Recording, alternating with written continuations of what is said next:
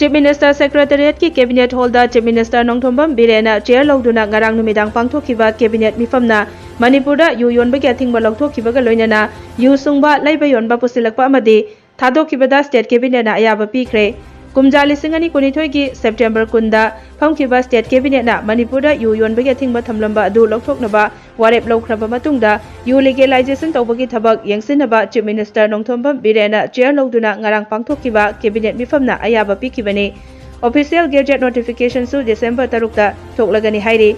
ngarang pangthokiba Cabinet adugi matangda IPR Minister Sapam Ranjan hai Manipur Liquor Prohibition Amendment Act lisingani anigi prohibition sing sizinaraga Manipurda yu sungba thamba pusilakpa puthokiba laibayon ba masung thakpana chingba si legalization taunaba warep lawgibani